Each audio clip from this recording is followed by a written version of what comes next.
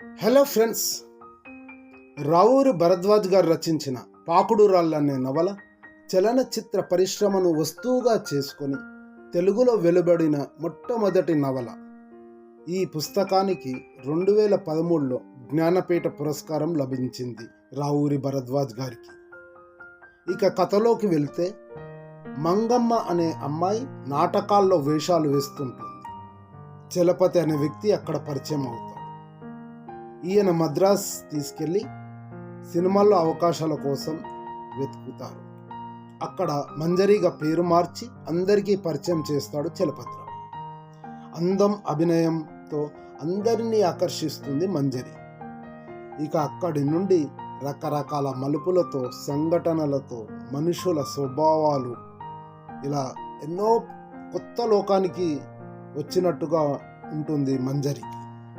ఇక అభినందనలు, అవమానాలు, ఎన్నో ఆటుపోట్లు, ఇటు తెలుగులో అటు తమిళ్లో అగ్ర హీరోలతో ఆమె తారాస్థాయికి చేరుతుంది ఆమె జీవితం. ఈ పాకుడు రాళ్ళు నవలలో రావూరి భరద్వాజ్ గారు ఒక మంచి డైలాగు ఉంటుంది. అదేంటంటే, బాధ అంటే మనల్ని ప్రేమించే వాళ్ళు లేకపోవడం, మనం ప్రేమించడానికి ఎవ్వరూ దొరకకపోవడమే బాధ అంటుంది మంజరి చివర్లో. సినిమాల్లో నటిస్తున్నప్పుడు చాలా విషయాలు నేర్చుకుంటుంది మంజరి. ఒక్క పూట భోజనం కూడా సరిగ్గా దొరకదని, శరీరాన్ని తాకట్టు పెట్టి పాత్రలు తెచ్చుకుంటారని, సినిమాల్లో పనిచేసిన పేమెంట్లు సరిగ్గా ఇవ్వరని తెలుసుకుంటుంది మంజరి.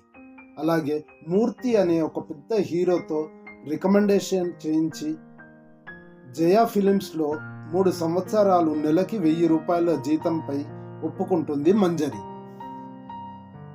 సినిమా ప్రపంచం ఒక రంగుల వలయమని ప్రొడ్యూసర్స్, డైరెక్టర్స్, హీరోలు, పాత్రికేయులు, డిస్ట్రిబ్యూటర్స్, పార్టీస్, వ్యసనాలు, ఇలా ఎన్నో కలగలిపిందే సినీ ఫీల్డ్ అని తెలుసుకుంటుంది మంజరి. ఈ పాకుడు రాళ్ళు నవలకు చాలా మంచి రెస్పాన్స్ ఉంటుంది. మీరు ఒకసారి చదవండి. Thank you so much.